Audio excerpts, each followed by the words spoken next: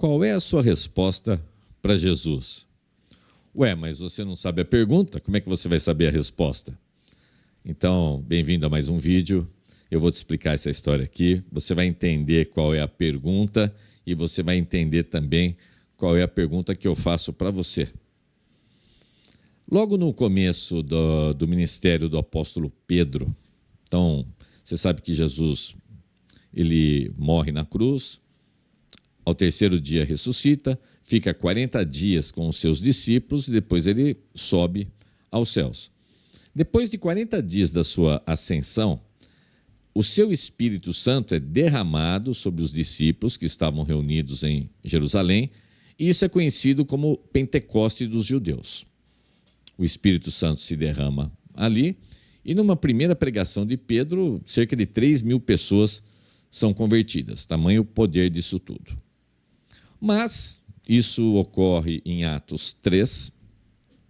Depois, em Atos 8, a gente tem também um derramar do Espírito, a gente tem um segundo Pentecostes entre os samaritanos. Quem eram os samaritanos? Os samaritanos eram um povo que não era bem visto pelos judeus, porque ali era uma mistura de judeu com outros povos. É uma história meio complicada ali, mas os judeus foram exilados. Depois, para aquela região, acaba retornando uns povos de várias regiões que se misturam com os remanescentes e forma ali, então, uma espécie de judeu mestiço que não era bem visto pelos judeus.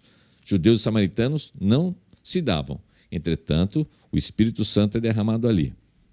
Posteriormente, em Atos 10, com o apóstolo Pedro, há um derramar do Espírito Santo entre os gentios, entre pessoas que não eram nem samaritanos e nem judeus.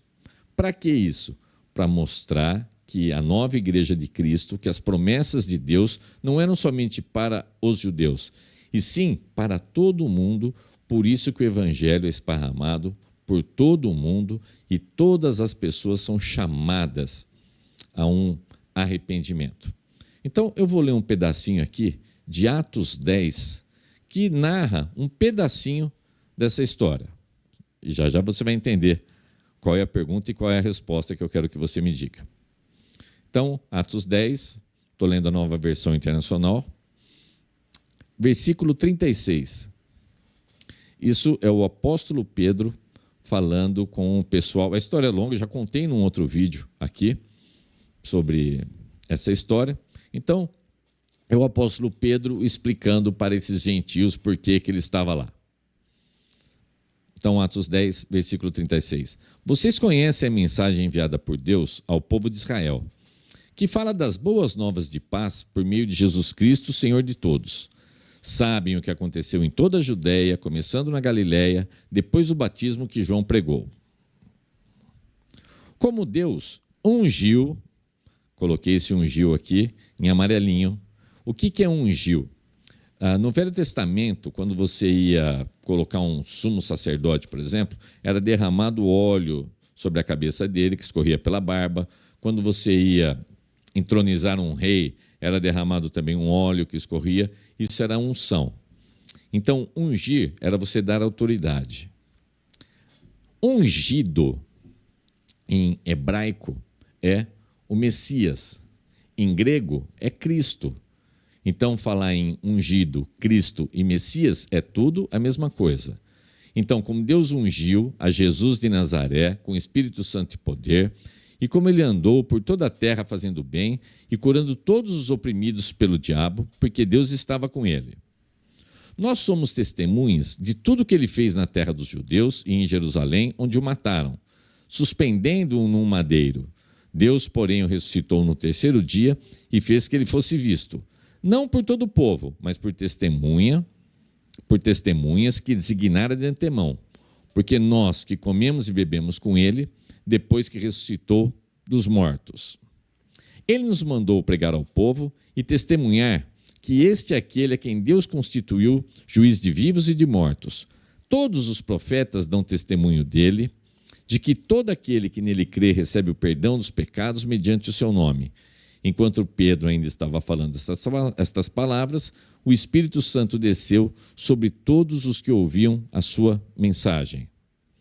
Vou voltar um pouquinho aqui. Eu grifei ungiu, eu grifei aqui suspendendo no madeiro. Então Jesus foi crucificado. Jesus foi pendurado naquela cruz de madeira.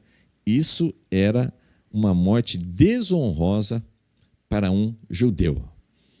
Falar que o Salvador do mundo era uma pessoa que tinha sido pendurada numa cruz de madeira, isso era o fim do mundo para o judeu, isso era um escândalo para o judeu. Aí eu grifei que Jesus ressuscitou no terceiro dia, então Jesus venceu a morte. E eu grifei aqui também, comemos e bebemos. Olha, se Jesus ressuscitou e comeu e bebeu com os seus discípulos, é porque ele não era uma miragem, ele não era uma coisa gasosa, uma fumacinha. Ele era algo como eu e você. É como se eu fosse aí na sua casa e tomasse um café, jantasse com você aí na sua casa. Então Jesus voltou em carne e osso mesmo. E eu grifei aqui de que todo aquele que nele crê recebe o perdão dos pecados mediante o seu nome. Isso se chama pregação do Evangelho. O que é pregação do Evangelho? É falar que você vai ter... Deixa eu colocar eu em tela inteira aqui. Evangelho é falar que 2025 vai ser um ano maravilhoso para você? Não. Evangelho é falar que Deus tem o melhor para você, que esse ano vai ser incrível, que esse ano vai ser o ano das conquistas. Não, isso não é evangelho. Evangelho é falar que você é um pecador caído, destinado ao inferno, mas que Deus mandou o seu filho, o ungido, que ele veio aqui, que ele morreu naquela cruz, morreu. A morte que você deveria sofrer foi ele que sofreu, ele que não tinha pecado nenhum, ele pagou pelos seus pecados, que ele venceu a morte, que ele ressuscitou, que ele ficou entre nós, subiu aos céus e voltará. E que se você se arrepender dos seus pecados, crer, confessar, você está salvo, você está justificado. Isso é evangelho. Evangelho não é eu ficar te fazendo um monte de promessinhas para você ficar felizinho e sentir uma paizinha no seu coração. Evangelho é um confronto. Você tem que se arrepender. Então, eu até grifei aqui, ó.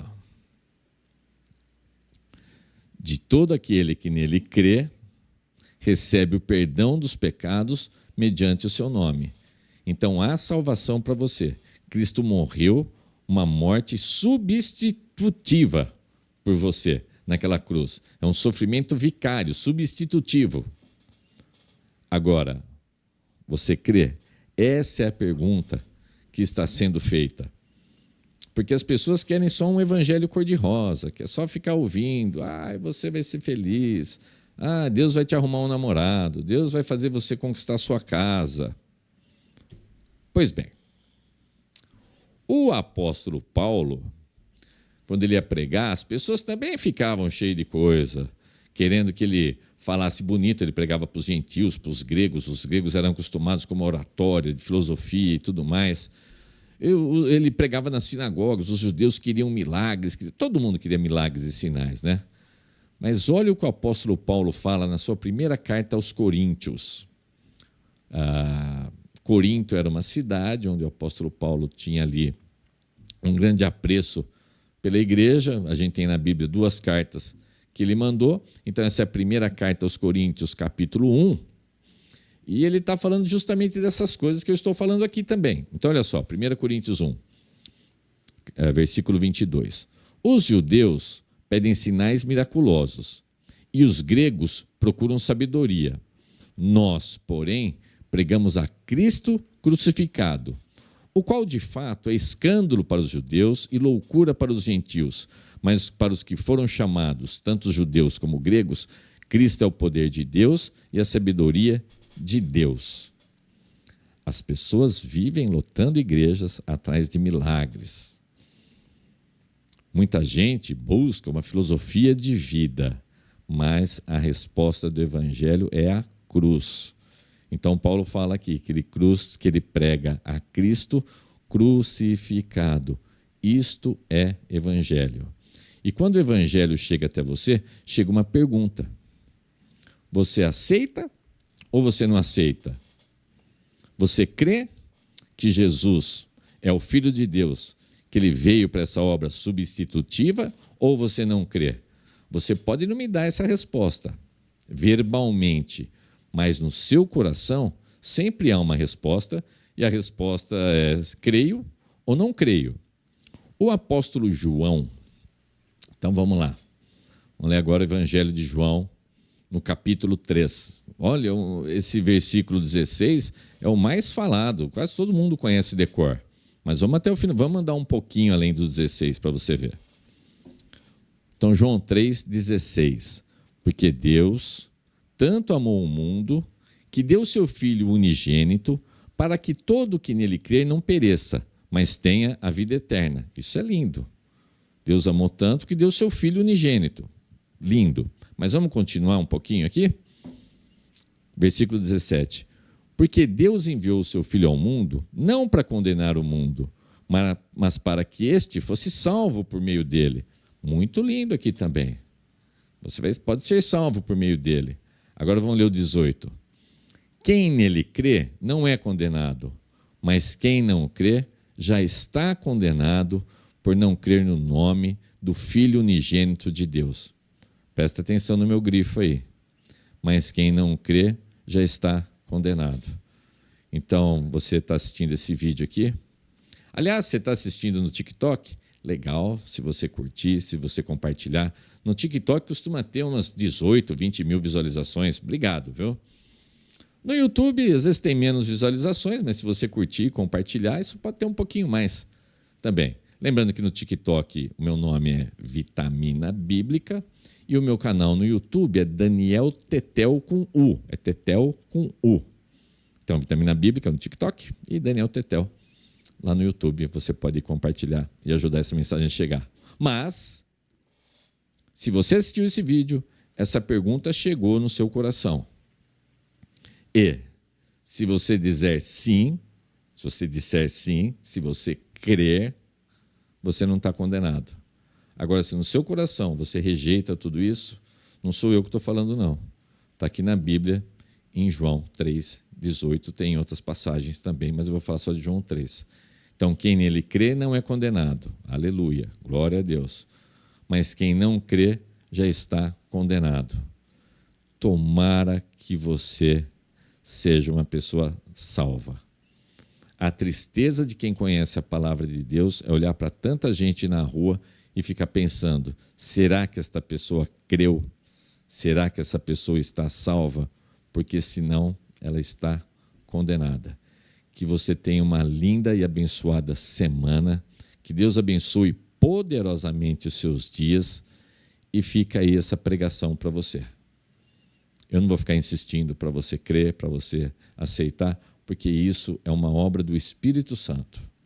O máximo que eu falo é mandar até o seu ouvido. Depois disso, é o Espírito Santo tratando com você. Que você tenha dias abençoados à sua frente. A gente se vê no próximo vídeo. Um grande abraço. Deus abençoe. Tudo de bom. Tchau, tchau.